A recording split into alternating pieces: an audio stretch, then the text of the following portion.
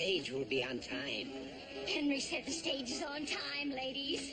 It'll be here any moment. You didn't answer my question. Please. Oh, what's all the commotion about? There gonna be a hanging? We're all waiting for Boz. Boz? What's Boz? Boz happens to be none other than Charles Dickens. Oh? What do they want him for? What'd he do? What has he done?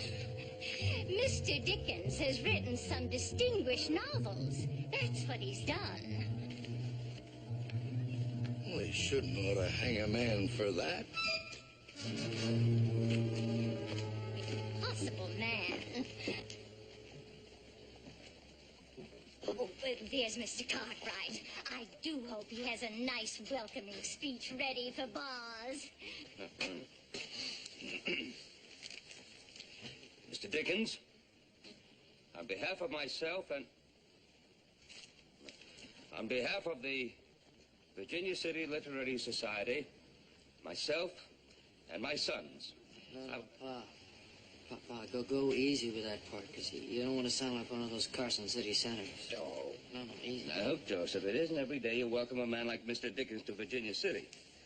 Well, look, why not say something simple to him, like howdy, Mr. Dickens? Well, let him think the rest for himself. Oh, Mr. Cartwright. Morning. Are we all ready for Mr. Dickens? Well, as ready as we can be, I suppose. Mr. Cartwright, great day for Virginia City. Yes, it certainly is. You care to join me? Oh, it's a bit early for that, isn't it, Danny?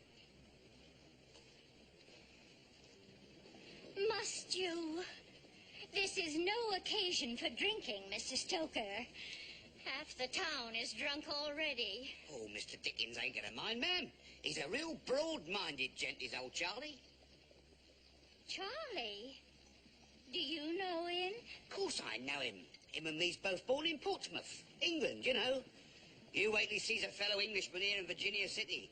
It's gonna be a real reunion. Hands across the sea. Stage is coming!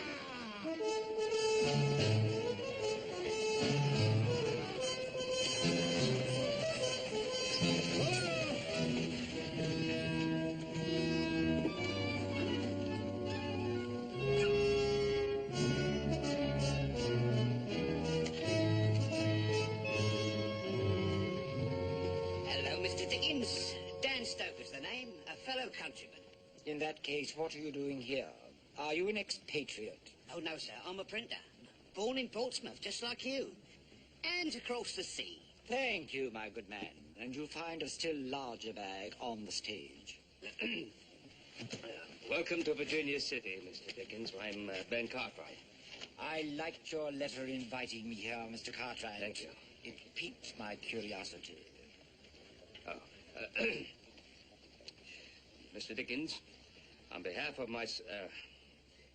the Virginia City Literary Society, my sons and myself, I want to take this opportunity to welcome you to Virginia City. I'm certain that your presence on the stage of our social hall will be a memorable one. Yes, quite so. However, Mr. Cartwright, at this point, I feel a warm bath would be far more welcome than a welcoming speech. So if you direct me to whatever serves as a hotel in your community. This way, Mr. Dickens, sir.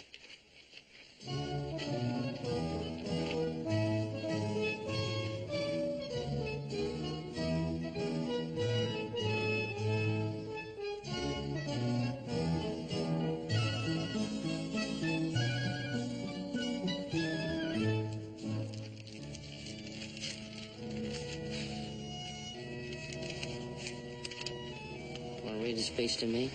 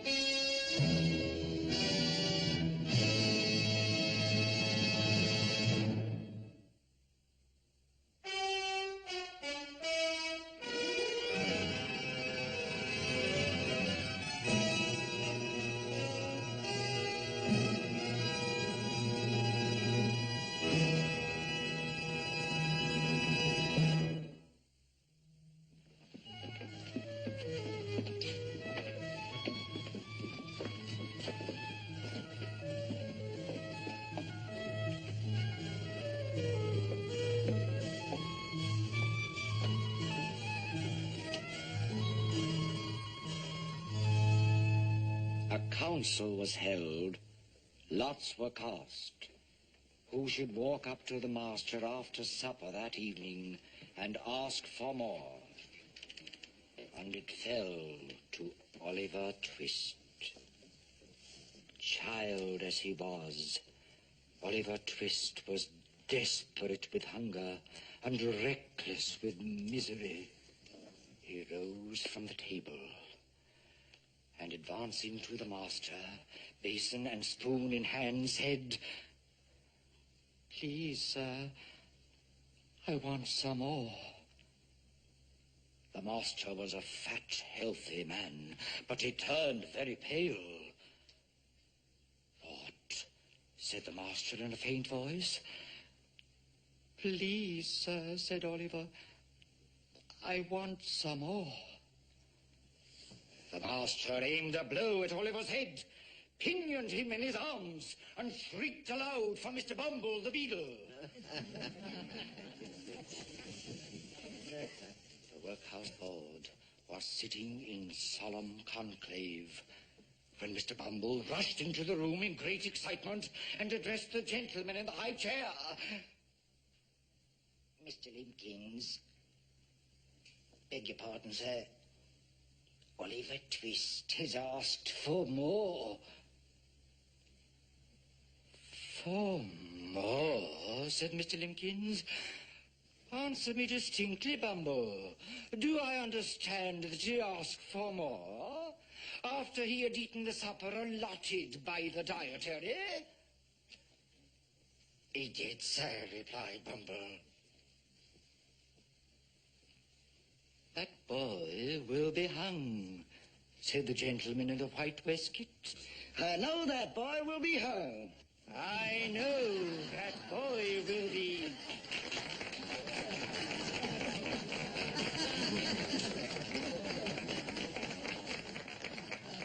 I note that a great number of you are more than a little familiar with my work.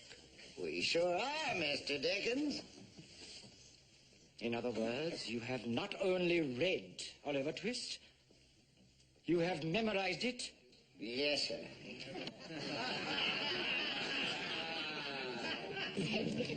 Not only that, Mr. Dickens, but we're also following the old curiosity shop. And we all pray that you don't let little Nell die. Your devotion to my work might be an honor, madam, were it not for the fact that I have never given America the right to publish my writings. But it seems that certain unscrupulous American publishers have stolen my work and distributed it wholesale, even in places as remote as this unimportant mining hamlet.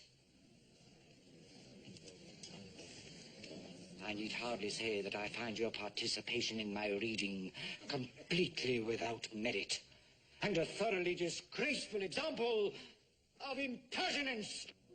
Oh, come on, Charlie. Quit the preaching. Let's have some more little Oliver.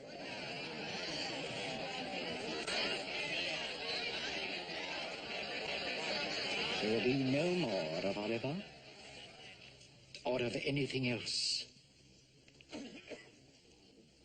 My performance is over.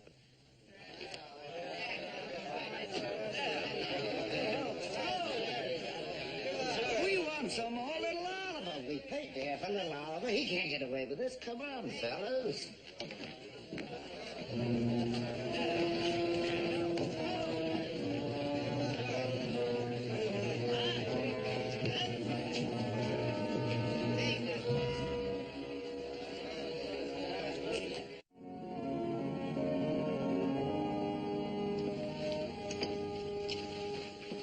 Why, you want me to call Mr. Dickens down for breakfast?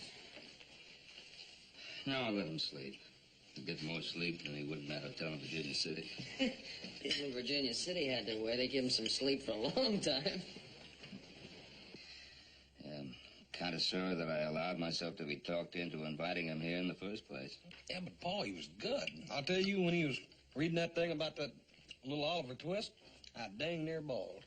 Sure would like to know how that thing came out. Hey, listen to this. Joseph, will you eat Well, your listen, it's about breakfast Mr. first, Dickens. please? Mr. Charles Dickens in dramatic reading at the social hall. Big thing here. Last night, the citizens of Virginia City turned out to a man at the social hall to hear Mr. Charles Dickens, celebrated English novelist, enchant us with dramatic readings from his novels. We were enchanted, true, but only up to a point.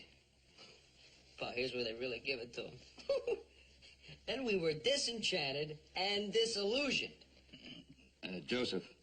Halfway through the performance, Mr. Dickens stopped the reading.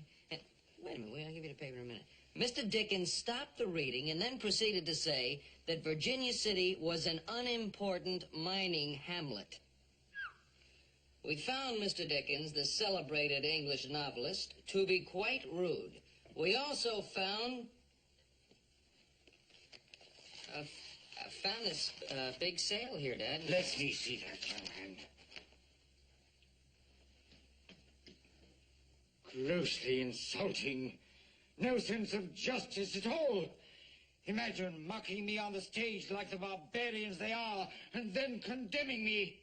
Now, I don't think they were mocking you, Mr. Dickens. By reading along with you, they were just telling you in their own way how much they like your work. Bare-faced theft. A further installment of the old curiosity shop.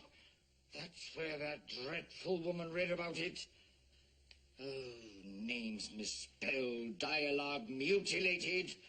I have never given a common newspaper anywhere permission to publish my work. Oh, it's not that I care about the money. It's the principle of the thing.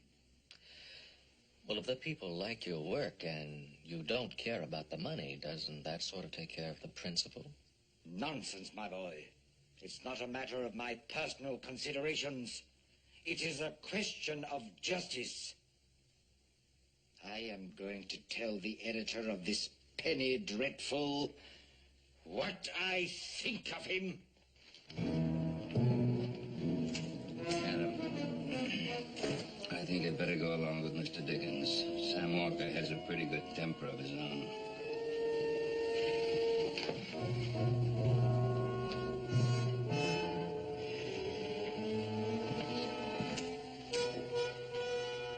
Thank you very much for reading us that newsworthy item, Joseph. Now, will you finish your breakfast?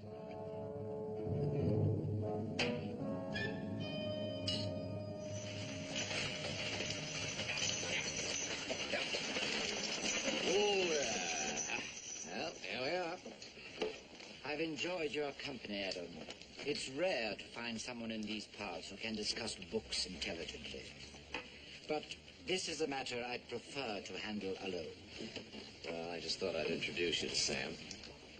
Is it possible he doesn't know who I am?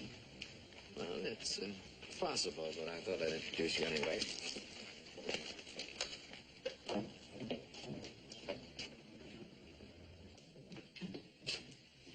Morning, Sam. I'd like to meet a friend of mine. Never mind the formalities, Adam. I know this gentleman quite well. It's a pleasure to have you visit my small shop, Mr. Dickens. The feeling is not mutual. I am not here to discuss your notice of my performance last night. That is freedom of the press, I suppose. But this pirated passage from my work, I want to know by what authority you dare to publish it. Well, seems like I didn't need much authority. I liked the story, so I printed it. I did send $25 to a Chicago publisher for the right to print his version. Of all the impudence. His version, his rights? What about my rights? Here, Buzz. You tell him. Do you hear that, Mr. Walker? What about his rights? Always on the side of what's fair, I am, Buzz. Only my friends are allowed to call me Buzz.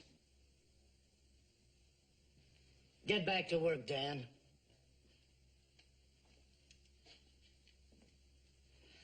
Mr. Dickens, you know publishing as well or better than I do, so you should know that without an international agreement on copyright, you haven't a leg to stand on. So, should we forget all this and you and Adam be my guests over at the hotel for lunch? Sir, this will be the last installment of my work to appear in your paper. Is that understood? Sorry, I can't buy that. Disappoint too many readers. But I tell you what I will do. I'm running Pickwick papers after the old curiosity shop. The devil you are! And, just to be fair, I'll give you the $25 instead of sending it to Chicago. Did you hear that, Adam? Sounds reasonable to me. Bah! Walker, you will stop publication of my work as of today, or I shall see to it that your paper is closed down and your name discredited from here to New York. I'm sorry, I can't oblige. You see, there's so many people threatening to close me up that getting the same threat from you is quite an honor. Bah! Oh, Mr. Dickens, I hope you're not going to let little Nell die. If it disappoints you, she will. Well, I knew you wouldn't get very far with Sam. Citizens of Virginia City, may I have your attention, please? What are you doing? Demanding justice. I'm going to tell them the kind of man Sam Walker is. Well, this is not the way to do it. Sam Walker is a very popular man here. These people will ride you out of town on a rail. Expressing my views in a free country. Citizens of Virginia City, you all know who I am. I appeal to you as fair-minded Americans. The editor of that paper is a pirate, like the worst kind of buccaneer on the high seas. He has plundered me of my property. He's a brigand, a highwayman, a freebooter. And all of you are little better if you support him. I demand, as a simple matter of justice, that you stop buying his paper. Pipe down, lime juicer. Tell it to the Queen. Why don't you go on back to England? Yeah, go back where you belong. Lime juicer advertising from him. Tell it to the Queen. Voting too. Where is your sense of justice? Is that man to be allowed to ride? Mr. Dickens! Mr. Dickens!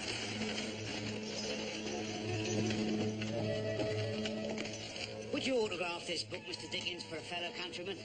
Always on your side, you know. Dan Stoker's the name.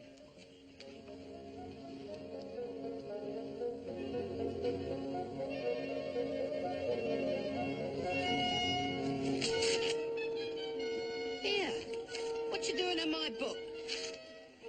I'm destroying it, my good man. It's contraband. Eh?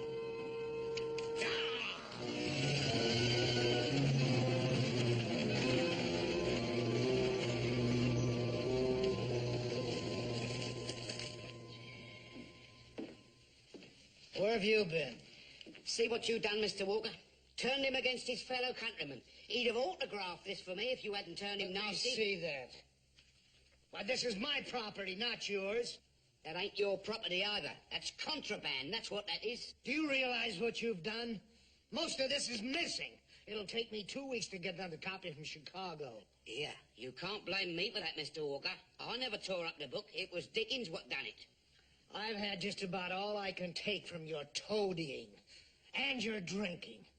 Now get out of here, and this time stay out. You bet I will. You're no better than what he is. Him with his grand airs and his books, and you with your picayune newspaper. Out of my way, Tim. I'm getting out of here. This ain't no place for an honest gentleman.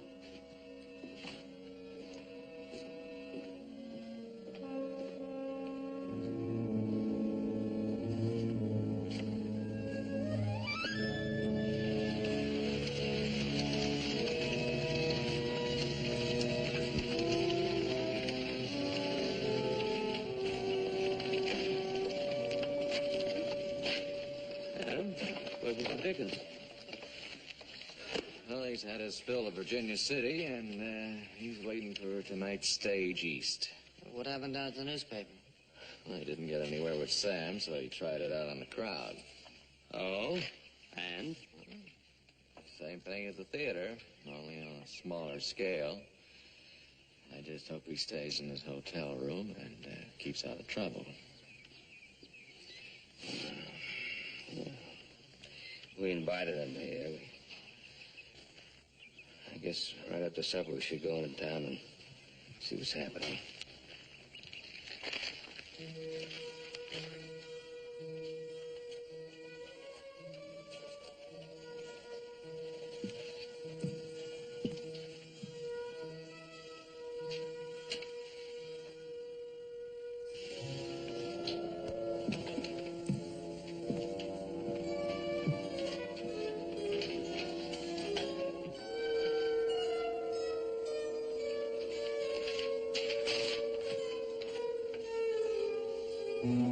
Dear Dickens, I am ready to come to terms. Let's talk it over in my office this evening. S. Walker. Where?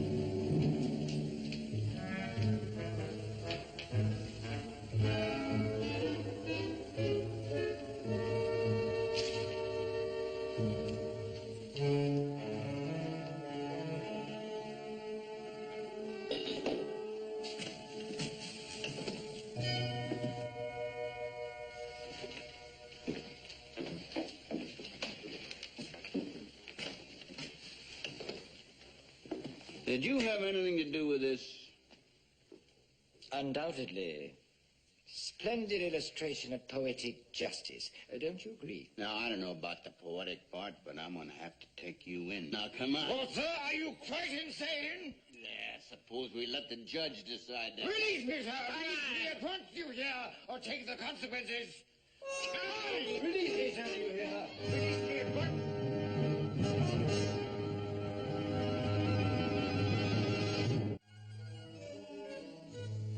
Sheriff? Sheriff!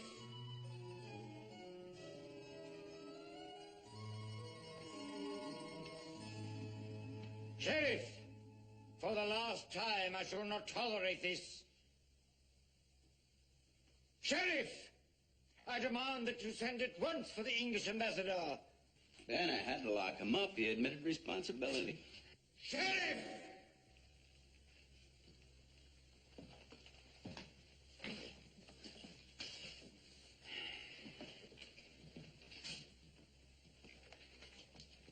Ah, thank heaven you're here. Not only have I been held incommunicado, but in a cubicle obviously reserved for common felons. Now, if this overzealous official will release me at once, I'll agree not to prefer charges. Well? Mr. Dickens, I know that this has been a very bad mistake, but the fact of the matter is that charges have been preferred against you by Sam Walker. What charges? Willful and malicious destruction of property. Preposterous. Sir, every hour that I am unlawfully detained makes your position more and more perilous. Mr. Dickens, the sheriff tells me that this whole thing can be cleared up right now if you only tell him what you were doing at the Enterprise office this evening. I shall tell him nothing. All it requires is a simple explanation. It may seem simple to you, Adam, but if I explain, I automatically admit that my presence at the Enterprise was suspicious. And as I hope you know, Adam, I am above suspicion. Now, how much longer is this sorry jest going to continue?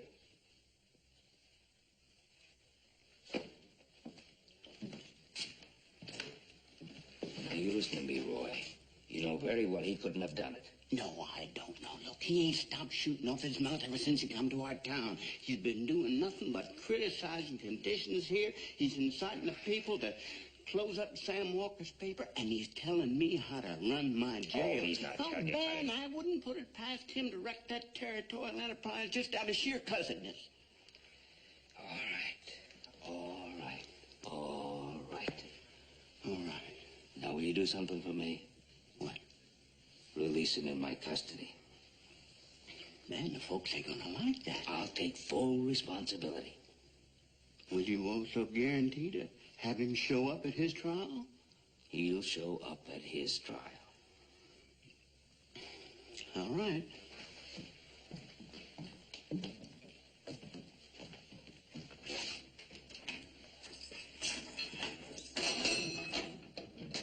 All right, Dickens, you're out on Ben Cartwright's say-so. That is until the trial. What trial? What trial? Mr. Dickens, I'll explain that to you. Fetch my hat.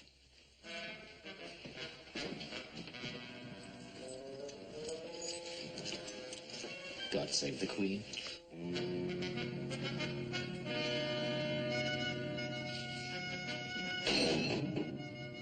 Fetch my hat.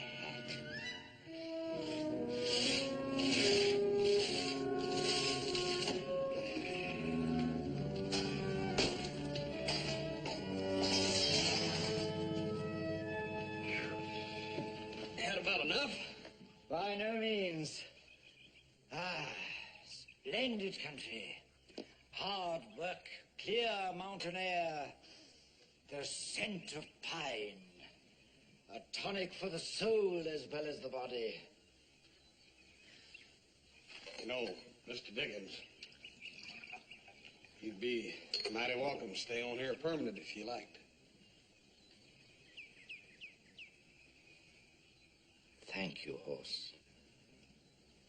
It is a temptation, but unfortunately, men have a way of spoiling even the best of things. Mr. Dickens, there's something you don't quite cotton to, and maybe I can explain it to you. Folks around here, they judge a man for what he is, not what he was. In some other place, whether he was good or bad. You figured everybody ought to like you because of your reputation, but the fact is, all they care about is what they see in you now. And what do they see? Well, it's sort of hard for them to understand why you get so touchy about that copyright business. I mean, after you yourself said that the money didn't amount to nothing. It's sort of hard for me to understand, as a matter of fact. Horse, all this land, your land, you love it very much, don't you? Yes, sir. Then suppose, just for the moment, suppose there were no laws to protect your land, that anybody could come along and take all or part of it. What would you do?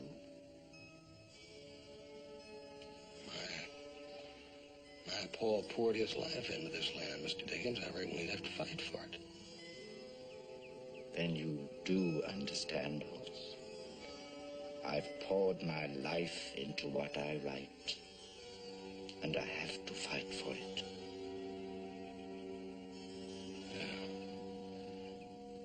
I don't reckon I ever looked at it like that. Few people do.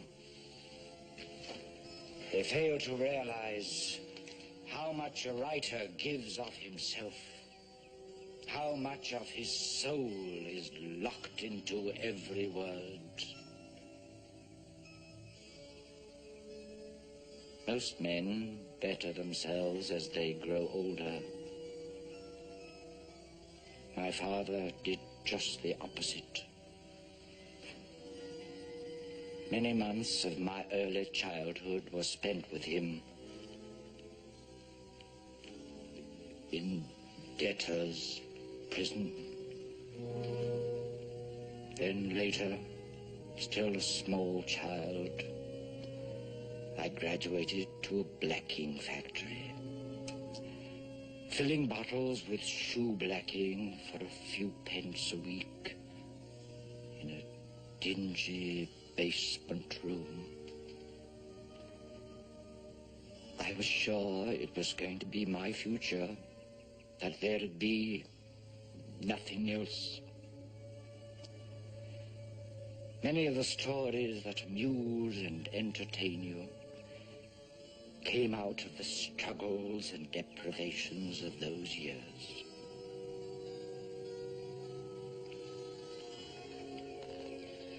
You know, maybe if you'd just explain it that way to them, that folks would understand, Mr. Dickens.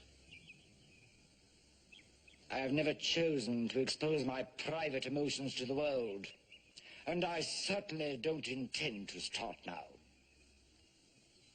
Come, horse, there's work to be done.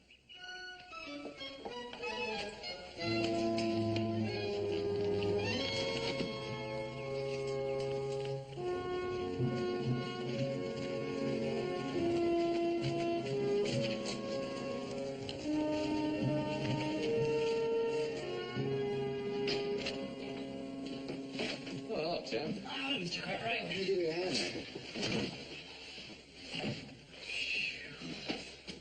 Sure is a mess, isn't it? Yeah. Mr. Walker said it'd take about 3 weeks to get the place back in working order. Somebody had to get pretty riled up to do this to Sam. Had trouble with some of your readers lately? Only that Mr. Dickens.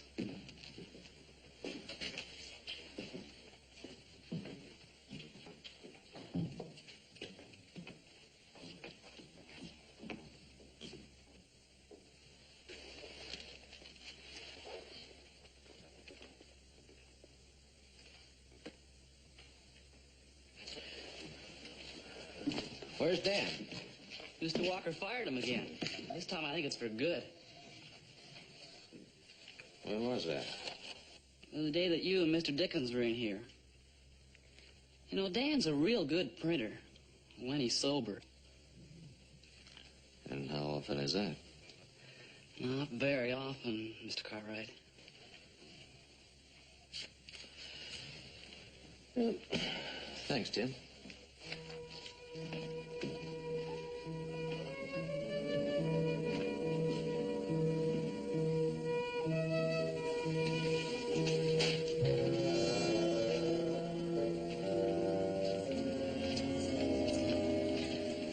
Sam? Oh, the great liberator. Say, the Cartwrights have got themselves quite a cause in Charles Dickens. Look, Sam, this whole thing is wrong. I don't think Dickens is any more capable of wrecking your place than I am. Have some lunch? Look, now, as the editor of the Enterprise, you undoubtedly have made some enemies in this town. Now, isn't it just possible that somebody else might have done it? Well, Dickens was found in the shop, not somebody else. Look, if Dickens will admit that he wrecked my shop and pay the damages, I'll drop the charges. Now, is that fair enough? Well, not if he didn't have anything to do with it.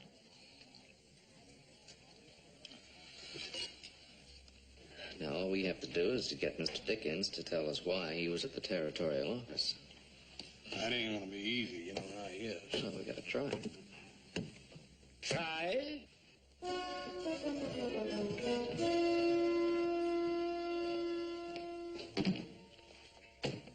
What are you going to try? Well, we're going to try to get you to explain what you were doing at the Enterprise. My dear sir, I have no intention of contributing anything further to the outcome of this farce. Now, if one of you young gentlemen would be kind enough to assist me with the valise in my room. Now, hold on there. You say you're leaving here before the trial? Yes, I do. Even though I personally guaranteed your appearance at that trial? That's right, Mr. Cartwright. So you did. This will play the devil with my timetable. Still, I can't but admire your respect for the law.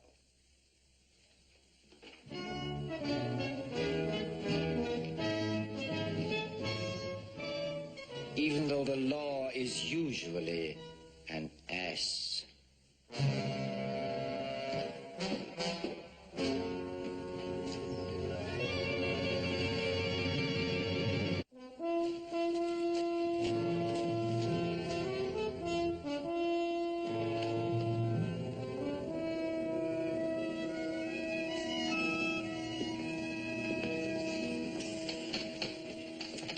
Now, Jeb, you haven't formed an opinion on this case, have you?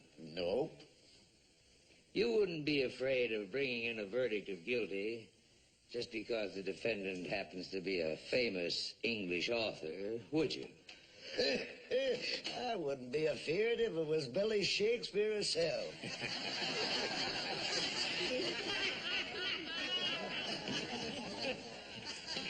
All right, Jeb, you're fine with me. That completes the jury for the plaintiff, Your Honor.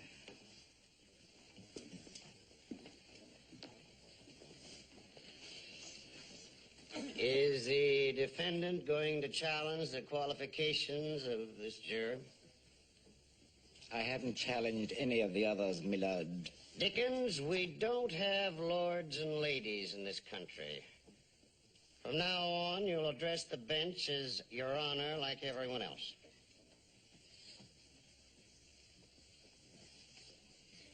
This, person needs counsel, Ben. Your Honor, I tried to get him to engage a lawyer, but he refuses. All right, Rogers. Proceed for the plaintiff. And then the defendant demanded, with threats, that Sam Walker discontinue publication of a certain piece of writing known as the Old Curiosity Shop. Not a certain piece of writing, sir. My piece of writing. Don't interrupt, Dickens. You'll get your turn. And when all his vocal efforts failed, the defendant resorted to a shameful act of violence. In the dead of night, like some marauding redskin, he stole into the office of the plaintiff's newspaper and he wrecked every piece of equipment in the establishment. A wanton and vindictive act that will take many thousands of dollars to repair. Now, gentlemen of the jury, there is only one verdict you can bring in when I have proven all these facts. The defendant has attempted to bludgeon Sam Walker and the citizens of Virginia City into submission to his arrogant and illegal demands. Now, if you arrive at a verdict of guilty as charged, then you will be known throughout the world as true Americans.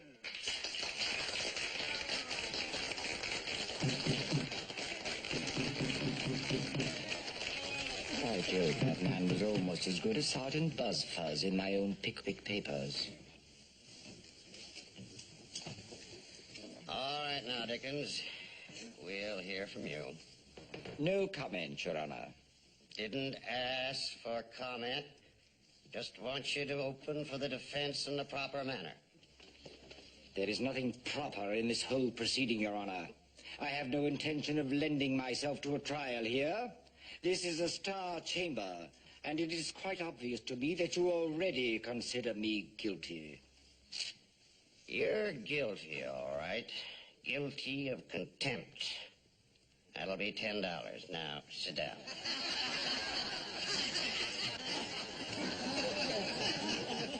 Look, let me Ask for a continuance and get you a lawyer, or at least tell the judge what you were doing at the Enterprise office that night. I've already said all I intend to say, Mr. Cartwright.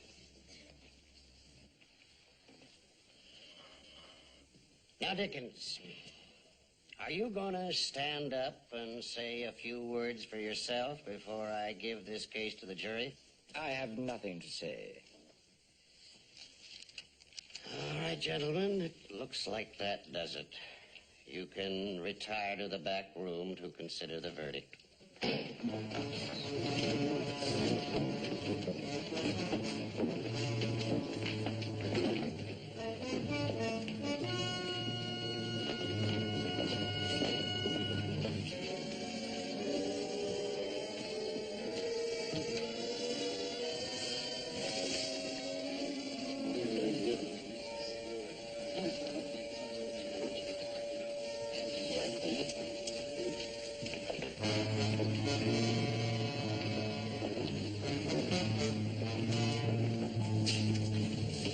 4 minutes. That ought to set some kind of a record.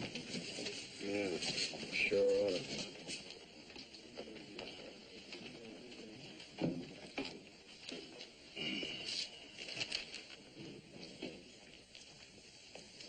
It's guilty as charged. Just the verdict I expected. Or asked for.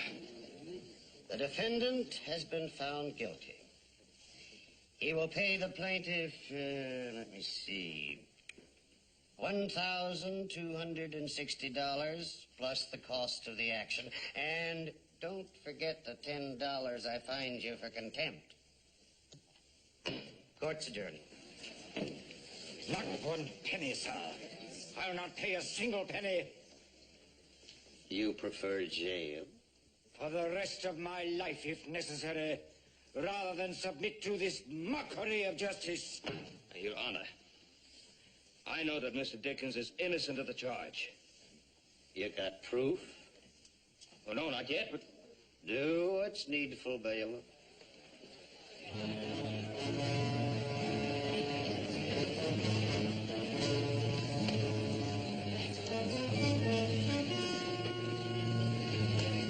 Well, I guess we showed that fellow a thing or two, huh?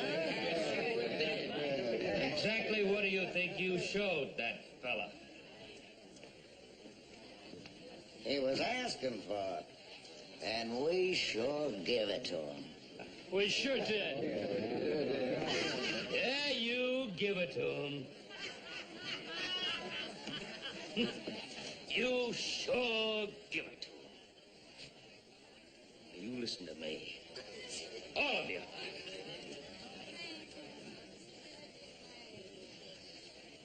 Mr. Dickens came to Virginia City as my guest. He came here as a guest of a Virginia City club. He gave a performance in this very hall, which you all enjoyed. He didn't finish it. Because when he tried to tell you what he thought about people who pirated his works, you howled him down. Now, I don't think he was right not to finish his performance. I don't think he was right to say what he did to Sam Walker. But that's not the point. Mr. Dickens is in jail right now, not because he's guilty, not because he can't afford to pay, but because he's a bull-headed man who'll fight the world if he thinks that somebody is rustling his rights, just as every one of you would. But one thing he's not is a sniveling coyote who will take his spite out on somebody else's property. And when that sniveling hooligan who did wreck the Enterprise office is caught, and he will be, I look forward to seeing every one of you hang your head in shame.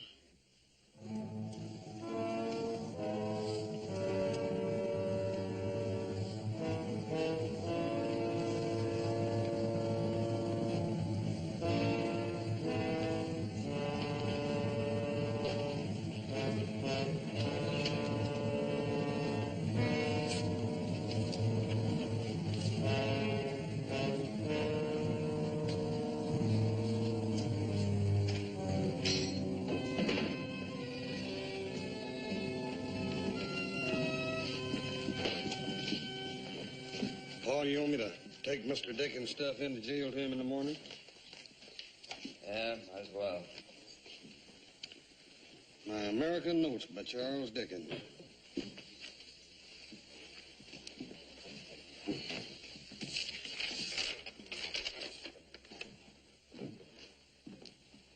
Hey, Paul. Come here, Paul.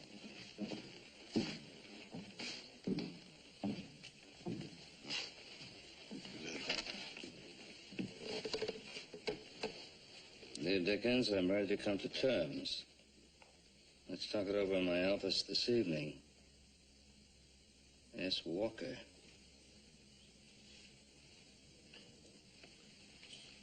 It's funny that Sam wouldn't have mentioned this note. Probably because he didn't write it. Then who did? I got a pretty good idea. I know how to handle this.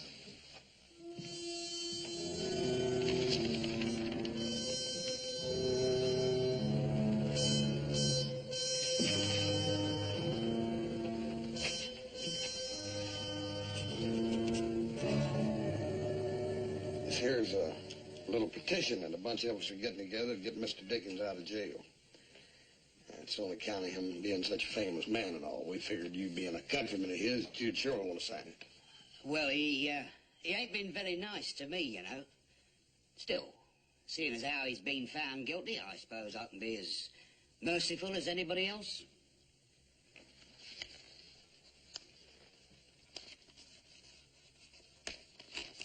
There you are. Adam?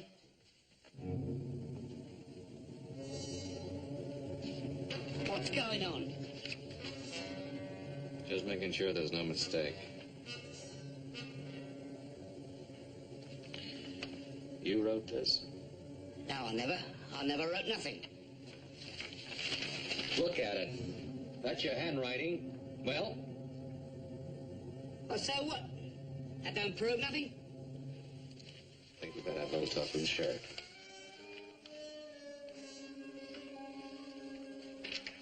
I ain't going to jail with the likes of Dickens. Throw out your guns. Go on. Go on. I'll shoot, I tell you. I'm not joking.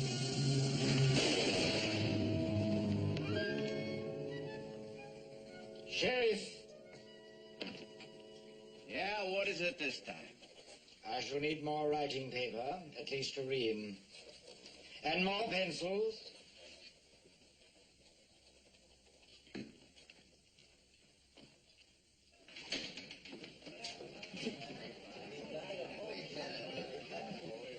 Well, Jim, what's this? Start cutting up the collection, Sheriff, and if that ain't enough, we'll get more. Enough for what? For Mr. Dickens, for the damage to the Enterprise, and that $10 fine the judge hung on him.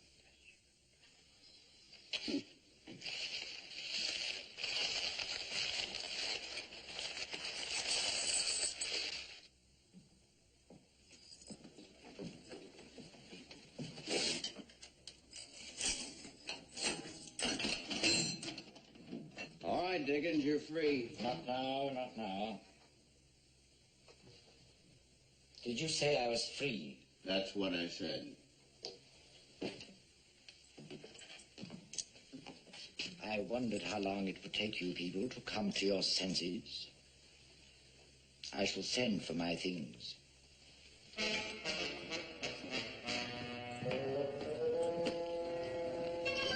Why are all these people here? We just paid up your reckoning, Mr. Dickens. Why? Well, we don't know whether you done like they say, but we do like the way you stuck by your guns. Yes, sir, Mr. Dickens. Takes a real man not to weaken when it's all going again him. And another thing, that there Oliver Twist you was playing out for us in the social hall. We sure had a lot of fun listening, even though you didn't finish. And some of us figured it ain't right you being in jail, not when you give so much pleasure to people. So we sprung you.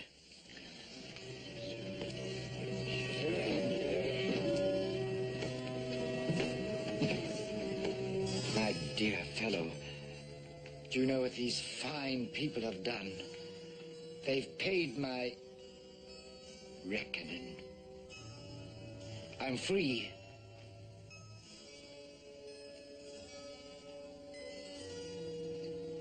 Sheriff, I think it best give these good people back their money.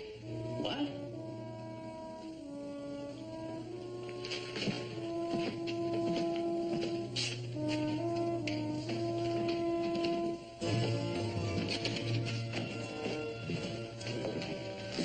Danny? All right, I'm the man you want. Come on, Stoker. Take your hands off me. Mr. Dickens, being as it's all straightened out, maybe you would consider finishing where you left off on little Oliver, please. I should be delighted.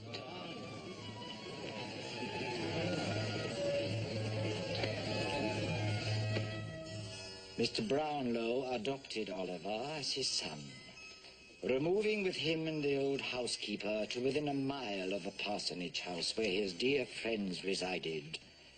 He gratified the only remaining wish of Oliver's warm and earnest heart, and thus linked together a little society whose condition approached as nearly to one of perfect happiness as can ever be known in this changing world.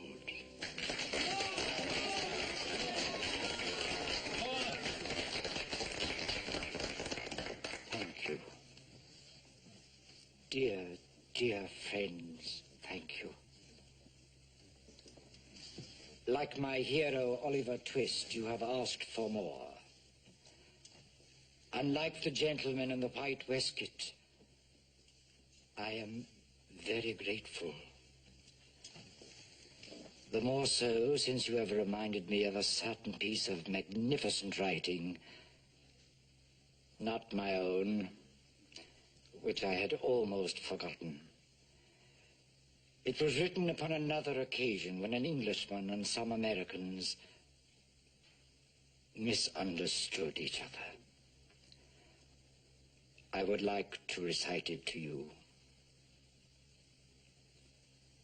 When in the course of human events it becomes necessary for one people to dissolve the political bands which have connected them with another, and to assume among the powers of the earth the separate and equal station to which the laws of nature and of nature's God entitle them. A decent respect to the opinions of mankind requires that they should declare the causes which impel them to the separation. We hold these truths to be self-evident, that all men are created equal, that they are endowed by their Creator with certain inalienable rights, that among these are life, liberty, and the pursuit of happiness. Words, even words as eloquent as these, can often be distant and cold. It was not until I reached this unimportant mining hamlet that I realized that men do actually live by the spirit of justice contained in these words. As Mr. Bumble the Beetle might say, "May your worships be happy and healthy and flourish everlasting." And as for myself, I shall never forget what I have learned here in America. Nor will I cease to be grateful for the uncommon generosity you have shown to a poor, misguided Englishman.